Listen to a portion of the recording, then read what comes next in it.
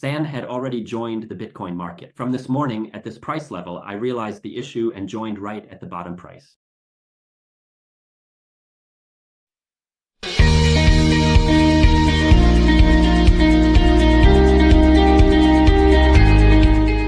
Hello to all of you who have returned to the YouTube channel Learn to Invest in Forex with Tiensanhforex. We are in the video series San and the Sharks Make Money Daily, and in this series, San will continuously guide you through each market.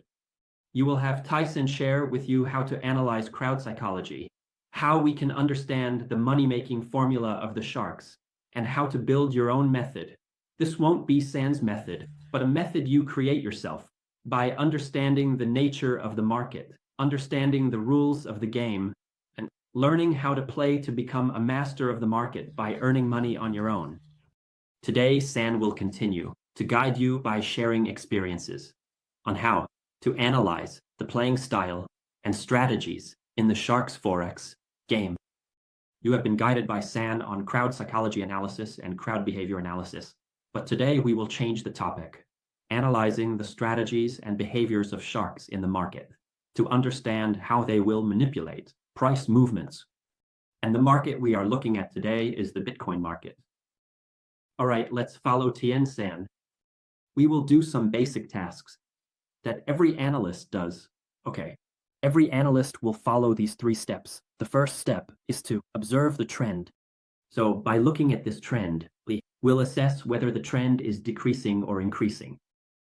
The short-term trend can be seen very clearly on the 1-hour time frame. This is a downtrend. Next are the medium-term and long-term trends. We will also look at these, and for the medium-term and long-term trends, we also assess this as a downtrend. But when we zoom in on the chart and focus on making money daily, San is sure that you will only pay attention to the recent candlesticks. As for those that are too far away, you will usually ignore them, but San will guide you as follows. When the sharks know that the main trend is a downtrend, they know that the large crowd out there will prioritize selling more. That's what the sharks know. Then the second thing the sharks ask about are the signals from the market. So where do the signals come from? The signals come from the candlesticks. And when the candlesticks move, they create price levels. Indeed, the rising prices, falling prices, higher levels, and lower levels will provide input data for the indicators, and the indicators will then give you a signal to buy or sell. The indicator will take data from 3 factors. First is the change in price levels. Second is the change in time. And third is how the volume changes. So we know first is the price level, second is the time, and third is the volume. These will provide input, data for the indicator. And when all this data indicates an increase, the signal will tell you, buy. But for San, the market makers focus on the candlesticks, and the candlesticks are significant. San will show you in today's video of 20 minutes. Next is the third factor, the resistance zones. For resistance zones, discuss peaks and troughs. Yes, peaks and troughs. Pay close attention to what data the market is giving us. These are the recent peak and trough positions. After you have done the work that everyone out there is doing, which is identifying trends and identifying candlestick signals, most of the candlestick signals are bearish and have long bodies. The bullish candles are quite weak and sparse, yes, but there are more bearish candles. Next, we ask about the resistance zones, and we can identify that below there are 2 troughs and above there are 2 peaks. Then we will start asking questions to delve deeper into the issue to study the players. We ask the most important question, which is who is doing what, where, and why they are doing it. So we will ask, the first factor is the crowd. The crowd is divided into 2 factions, the buyers and the sellers. If buying, where do they appear? Of course, they appear at the bottom positions, because this is a logical entry area with a short stop loss and a long take profit. Most people will wait to buy at positions where the price returns to the bottom, returns to the trend, or returns to support and resistance zones. Next, we will ask the question, so we have 2 bottoms. Which bottom is the one where the crowd can participate?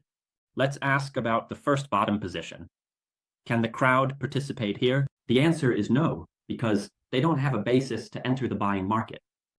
If it's not the crowd, we assume this is a bottom position for the sharks. San marks this as the shape of a shark, right? According to my logic, I'll simply present the logic like this. If we are traders and we have no basis to buy here or we don't dare to buy, then who is the one putting out a large amount of money and has the power to push the price up in a straight line like this?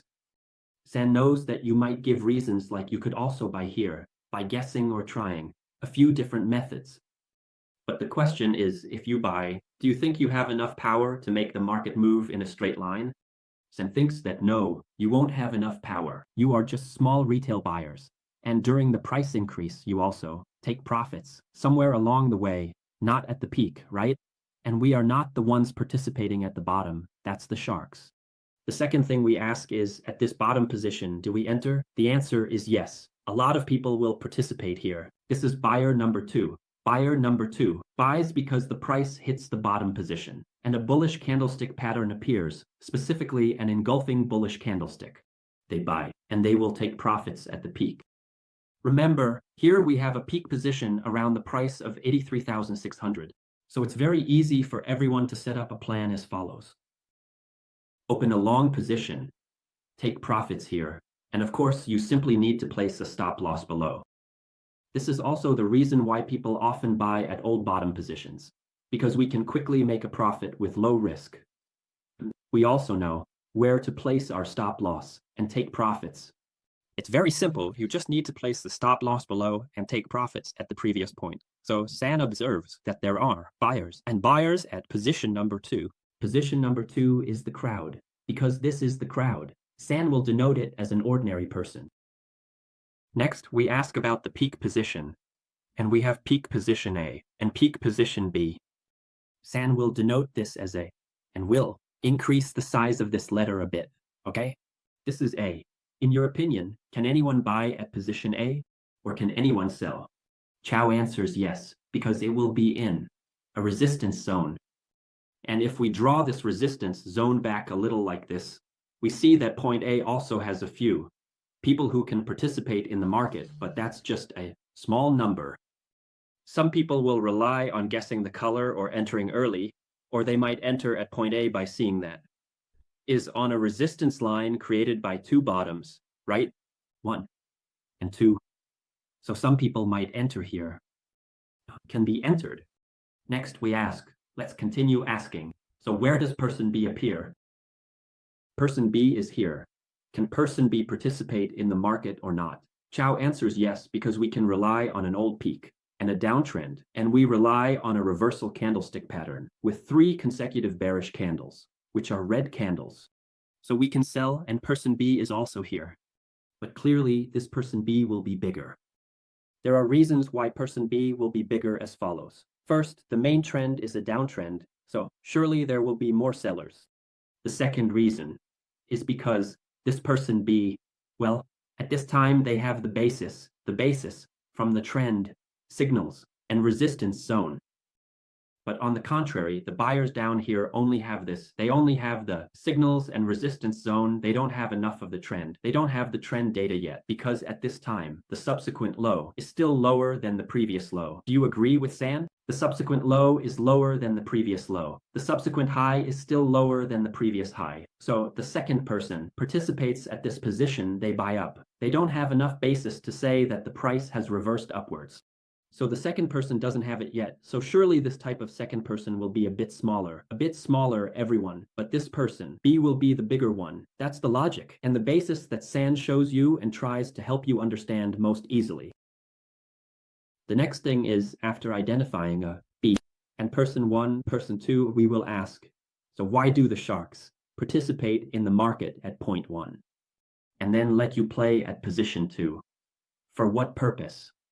Because in this game, everyone acts, right? And when we act, we all have a purpose. Let's ask about the purpose of every action, whether it's you or someone else or San or the sharks in the market. What is the purpose of their actions? Is to make money. Everyone is making money. Everyone wants to gain benefits in this game. So how do the sharks make money? What do the sharks make money from? The sharks make money from the losses of the players. Then they leave money in the market. In the market machine. Then we call this a machine, a machine, because when we call it a machine, we can operate, start, and control it. So San calls this keyword the market machine. Then we talk about the crowd. The crowd consists of buyers and sellers, and they make money from profitable orders. Orders are closed at TP. Remember, at TP, closing at TP is significant, but if you close at a slightly higher price, it is considered negligible. These are just the real tape components in the market. If you buy and then close a little later, that's real tape, but you will only make a lot of money if and only if your order is closed at the TP point you expected. All right, and San will continue to ask, if we were to enter the market today, would we buy or sell? And how do we know the basis? The basis to determine if the price will increase or decrease. You have to look at first the sharks. The sharks appear at the bottom. So the crowd appears here. We ask, in the crowd, who is more than whom? When we look here, we will observe, first, at a glance, person A and person B are larger in size than the person in position number 2. Clearly, you can see it very clearly. And if we ask about the quantity, we also know that A and B are 2 people, while in position number 2, there is only 1 person. So when we look at this game, we ask, if you are a shark and you have the opportunity to hunt, you are allowed to hunt. There are 2 prey, 1 big and 1 small. Which one do you eat? All right, which one do you eat? Of course, you would choose to eat the big one, right? But then you have to ask further. If you eat the big one, then our conclusion will be that the price has to increase. This is the correct logic, but it's only part of the issue. And sometimes you feel that this is not satisfying. We want satisfaction, so we will ask about 3 factors. Who is the first participant? Next, we ask, who is the last one? The last participant. That's it. And we ask one more question. Who is the shark? Or the person accompanying the shark? All right, we ask this, accompanying the shark. Accompanying the shark can be either accidental or intentional, but they are rushing along with the shark. Right, first, we ask who the first participant is. In this game, we see that person A is the first participant because 1, 2, A, B, which one comes first? Certainly, A comes first. So, A is the first participant. Let's mark it here. A is the first participant. So if A is the first participant, there are 2 possibilities. They are either the oldest or the fattest. These 2 possibilities can occur. Why is that? Think about raising a chicken. A chicken you've raised for 1 month and a chicken you've raised for 3 months. Which chicken is the oldest? Certainly, one thing for sure is that the 3-month-old chicken is the oldest, but the 3-month-old chicken is not necessarily the fattest, because this one could be sick, right? It could be sick, so it's very skinny. So we know that according to this formula, there are the following possibilities. This person A could be a fat chicken or an old chicken, but there's also the possibility that it's just an old chicken and not fat at all. Right, everyone? It has such possibilities. We have to calculate the possibilities, and a good player is someone who can calculate these possibilities. Have you ever played cards or have you ever played Chinese chess?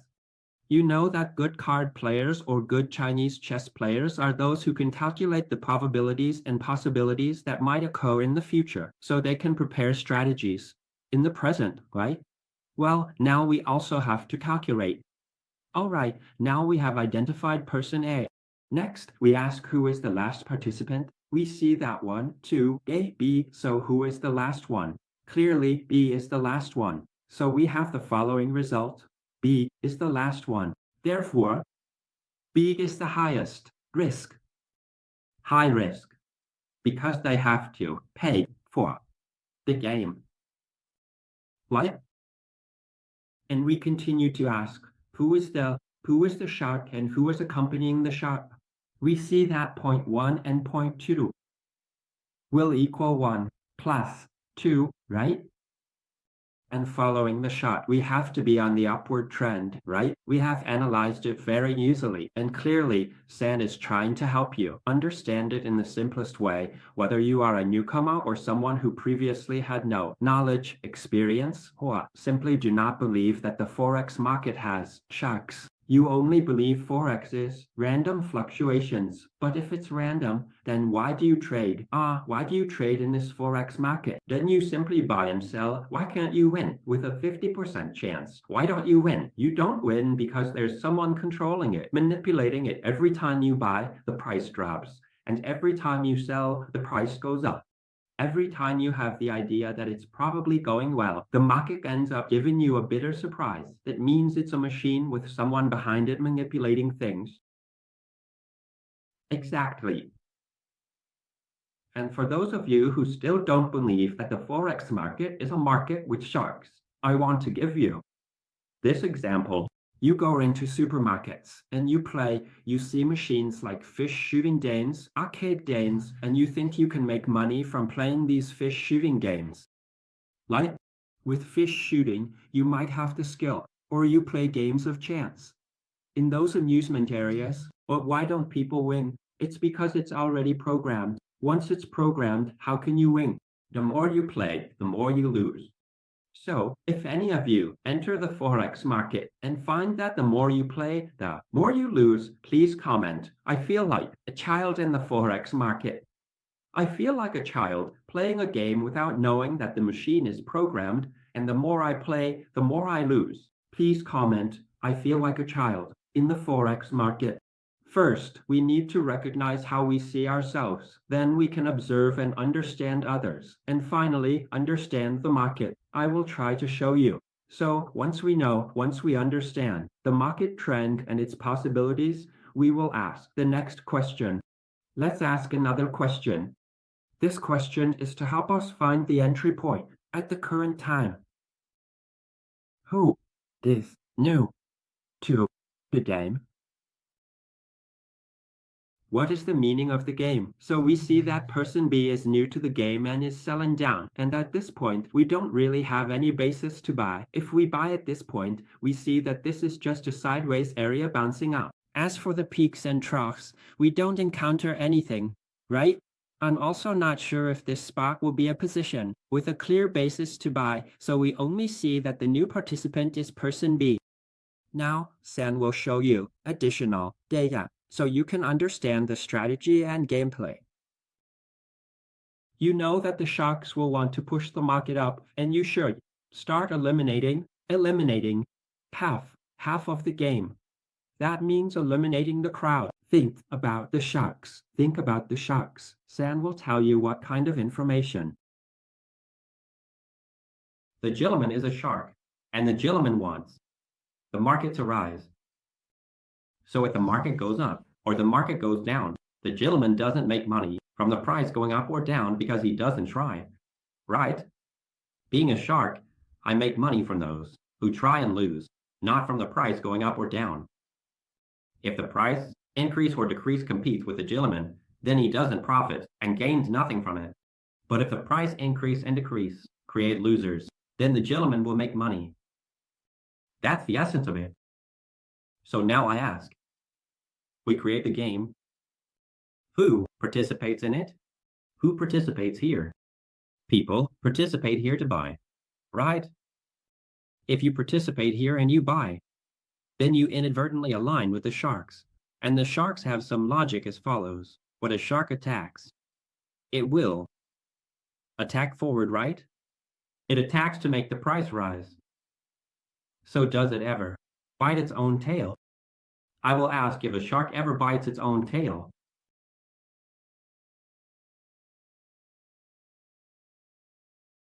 No, it will not do that. That's why, if it doesn't bite its own tail, the price in the short term is unlikely to turn around and drop below this point. That's the logic. So it's certain that as the price goes up and down, it will also return here. It will return here, and it will not drop below. So if we decide to buy, we use the shark logic of when a shark appears, it won't bite its own tail. That's the first logic. See, that's why the price moves around and around. For example, like this, and only later will it circle down. Only later will it happen, but not at the moment. At the current time, the shark will not bite its own tail. So, when will this logic be correct? A shark will never bite its tail when it is still hunting. When it is still hunting. For example, if it is hunting sellers, it will push upwards. After it finishes with the sellers, once it has dealt with the sellers, it will turn back, and only then will it turn back. But if it hasn't caught anything, it will never bite its own tail, and it will never turn back. Do you understand this logic? If you understand this logic, please comment that you understand this logic. We will move on to the next part. That means the price has to go up, and once it goes up, then it might turn down, which is normal. At this point, it's normal, but during this phase, the shark will never turn back because it hasn't caught anything yet to turn back. San asks you, when you go to the market, if you haven't bought anything yet, do you go home? Do you go home? Surely you won't. You'll go to another market. Right? We're at the market. Our goal is to buy vegetables and fish. And if we haven't bought anything yet, we have to find the place that sells those items to buy them, not turn back home. That's a very normal logic. Similarly, the shark has gone hunting and hasn't caught anything yet. Everyone is making money. The one buying at the bottom is making money. The one selling at the top is making money. If it hasn't caught anyone, how can it turn back? We have to remember this logic, okay? Now we move on to the second part. Sen will show you how the shark intentionally sets up a pattern, and San will show you how to set it up as follows. Do you know? It will appear around the market closing time to adjust the values, adjust the patterns. Now I'll show you. San asks you to comment, and Sam wants you to interact with this video. Even though you are watching this video in replay mode or any other mode, please interact with it, because that's how you are trying to practice. And that's also how San is trying to help you practice and understand this content. May I ask, what time does the Bitcoin market open? What time does it open? Yes, anyone who tries will know that the Bitcoin market opens at 7 in the morning. So, when does the market close? That's exactly 6 in the morning. 6 in the morning it closes, 7 it opens. So you should look at the candle at the time of closing, look at the closing time. Yesterday, the market closed at 6 in the morning. Sen will mark it for you to see. 6 o'clock this morning, see 6 o'clock? There. What kind of candle do you see here? This is a green candle, short wick or long wick. Short wick, long tail or short tail. Long tail. I'll write it down. Write it down, write it down. Green candle. Short wick. Long tail. And with the nuances, what do they have? Green candle means buy. Green candle means buy. Right? Why does a green candle mean buy? Because it will affect the time frame up to the day. Take a look. San opens the time frame to the day for you to see. There, do you still see the green candle? This green candle. And now San marks it back to H1, and we rewind to the previous segment. Rewind to the segment, at 6 in the morning. I draw 2 lines. One line is the green line going up. One line is the black line. Here I'll change it to black. Do you see the 2 lines? The black and green ones. And this is the candle at 6 o'clock. It's intentionally pushing the price up. And why does it rise to the price of 82,000? Because it wants you to buy. Because on the daily time frame, the market will change. If yesterday the market closed the candle in the black part, the black line, and there was no price impact from the factors, then the price would drop from here. it would drop from here. That means we have a red candle. And with a red candle, we won't buy. And we won't see the buying signal, right? So it wants a green candle. Yes, it wants a green candle. That's why at 6 in the morning, the market makers intentionally pushed the price up. Even though the market was going down, the market was going down, right? And while the candles were red, the last candle was pulled up to green. Do you understand the meaning now? So, do you understand the meaning of this green candle? Buying is because there's a price. Pushing the price up to create a green doji candle, a green doji on the time frame of several days, right? I'm trying to explain it like this. All right, now we will move on to what the short ladders are for. Short ladders mean a weak upward signal, right? A weak upward signal means we will, no, not enter a trade, right? If the upward signal is too weak, we don't enter a trade. And what is a long wick? A long wick indicates that the signal is noisy or unreliable. And if it's unreliable, we will be skeptical. And if we're skeptical, we won't dare to enter a trade. Remember this, two key phrases. One is not entering, and the other is not daring to enter. Even though you want to buy, you won't enter or won't dare to enter a trade. So if you can't enter, how can you dare to buy, right? If you don't enter, if you don't dare to enter, you won't open a trade. A few questions here. If today the market opens at 7 o'clock, let's say it opens right away, the price moves like this at 7 o'clock, and it goes like this, would you enter? It follows this candle. Would you enter? You wouldn't enter. If you don't enter in this area, then where would you enter? If you want to buy, then at this moment you have to buy here, up here, right? That's it. The market maker's idea is to make you want to buy up here. You will buy when the price breaks the peak, but in this area, you won't dare to buy. That's why the market maker closed the candle yesterday and opened today with two doji candles. Remember, two doji candles with long wicks and short bodies. Anyone who understands this, please comment. I understand the meaning of the candle. There, it's intentionally the last and the first.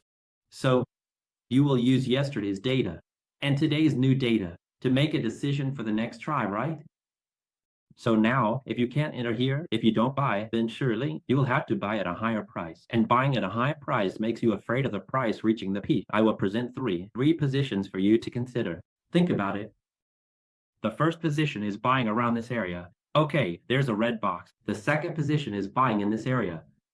I will draw a yellow box. And the third position is buying up here, which is the green box. Now let's watch Zan talk about the logic here. If you buy the red box, the signal isn't clear. You can't buy it. If you buy the yellow box, you're afraid the price will peak and then reverse. You don't gain much, but the risk is high, so you don't dare to buy this box either. But when you decide to buy, you realize you can only buy here, and buying here means the price is already high, missing the perfect entry point, right? And there's also a possibility, if there's a delay, that it will reverse downward. You know Zan has a model called the dagger model. When the price surpasses the two peaks, and then reverses downward, the dagger will cause buyers to incur losses. There, have you seen the way the dealer plays and how it intentionally sets things up? If we've seen it, well, then comment on what you noticed. Please comment on what you've realized. The dealer gives a buy signal but doesn't want you to buy. And when you haven't bought, then I'll ask another question. Do you see that the market has an upward trend? The subsequent low is lower than the previous low. Do you think the market here is creating a subsequent low higher than the previous low? No. Are you sure about this? This isn't certain yet. What if it turns out like this? Here, what if it turns out like this? Right, isn't it? We can't say this is the bottom yet because this is a sideways range. A bottom is when the market rises. Now it's not rising, it's moving sideways. So how can we say this is the bottom? So, would you call this the bottom? I'll draw a model for you to see in this example. It goes up, then comes down, like this. Have you ever said this is the bottom? No, you would never say a sideways range is the bottom. You only call it the bottom like this when it looks like this, then it's considered the bottom. At this point, you say the market is reversing, but if it's sideways, you don't dare to enter. And you never believe it's an upward trend. That's why. When we doubt, the sharks take action. Have you understood the strategy of the sharks here? Once you understand, you'll see that the sharks are very smart. And skilled players are those who see what others don't. That's what we call an opportunity. An opportunity is when you see something that others don't. Or we can call this opportunity having a vision. And to have a vision, we need to have the right mindset and understanding, right? Understanding and knowledge are what create vision. So, when we have vision, we see what others don't, and when we see a good opportunity, we buy in, and if we profit, make money, and others can't make money like we do. That's what we call an opportunity. But when everyone is making money, then it's no longer an opportunity. That's when you're at the peak with the potential to reach a high peak, right? Now, take a look here. When you don't dare to enter. Now I ask you, now that the price has risen to this point, do you dare to enter? There, now it's rising. You've confirmed the spot as the bottom when it's clearly the bottom. But at this moment, if you enter, it's right at this peak. You buy here and it's right at this peak. So where do you stop the loss? Stop the loss. Stop the loss down here. So your entry point is here, your take profit point is here, your add profit point is here. Doesn't that mean you lose more than you gain? So how do you dare to enter? So this game is a psychological game that only smart people can recognize. And if we are still quite green, not in terms of anything, but let's say still quite new, like a new mat, they will lay it out and impress you. Remember this, if you are a new mat, right? People call it a mat. A new mat is one that has not experienced life, has not experienced. A new mat means it hasn't been laid out, right? If it hasn't been laid out, there's a high chance that others will impress you. If you are a mat, others will impress you, right? People will impress. They lay out the mat, they impress, so they impress upon you to do something. So Zan wants you to be more savvy when you see the issues that the market presents to you, so you know what to do. Of course, from Zan's perspective, Zan will buy. But now let's talk about the buying strategy, how to buy. Now Zan will show you Zan's buying strategy. Actually, Zan has already been involved in the Bitcoin market before. From this morning, at this price level, I realized the issue and participated right at the bottom price. And now, you might ask, if you buy here, and you place 3 orders, how do you do it? I'll show you. I open 3 orders as follows. My plan. I clearly write out the plan. I open a buy order. The first order, I take a short profit here. Only with practice can one practice morality. If one cannot make a profit, then one should not talk about raising wrong orders. You must take profits first. I will set a short stop loss like this, okay? The second order, I will set a further take profit when I believe the sharks are hunting the sellers. If it shakes to hunt the sellers, the price will have to rise by. About how much? There, I will buy here, take profit here, and I can comfortably set a stop loss below this area, comfortably set a stop loss below here. My ratio is still risking 1 to gain 2.5. Okay, risking 1 to gain 2.5. Then my third order will let the trend run up. Go far. And when the price starts to fluctuate, I will move the stop loss to break even, okay? If the price moves a long way, then I will move the stop loss back to break even. But for this order, I will want to take profit differently. Take profit as follows. I will shape it on the H4 time frame. There might be some other patterns like the smart rhythm pattern. There, this pattern might occur, and if it does, we can have an even longer profit segment. Very far, you know. But the trade-off is that with this third order, remember this, the first and second orders are normal. But this third order has the potential as follows. The price might delay, circle around, and then drop down to create a dagger. Because after it wipes out the sellers, see, the sellers are wiped out. They've lost all their money. Then the buyers appear. The buyers show up at position number 2. Now, where do the buyers appear? Number 3. So buyers at positions 2 and 3 have the potential to turn the price down. After the sharks have hunted in this direction, they will turn back in the opposite direction to continue hunting. So there's a significant risk that position number 3 will encounter a situation where the price turns around. So the scenario is if the price delays, For example, like this, reaches here and then turns around. What do we do then? We immediately move the stop loss to break even and try to maintain the order. This order, if it hits the maximum, won't gain anything, but if the price returns to break even, it's like winning the lottery, you gain a lot. So with this order, you need to consider risking 1 to gain 10, or nothing at all. If there's no loss, and you can gain 10 times, you should consider it. That's the strategy and the way Tiensanhforex enters orders, which Zan has demonstrated and shared in detail. If you find this video interesting and useful, please comment I like this video. Zan will see you in the next video series. Goodbye and see you again. If you find Zan sharing interesting and useful, please support Zan in creating more new videos by clicking the like button and subscribing to the YouTube channel. Click on the bell icon next to it so that whenever Zan releases new videos, you'll be the first to get notified. Tiensanhforex thanks you and looks forward to seeing you in the next videos.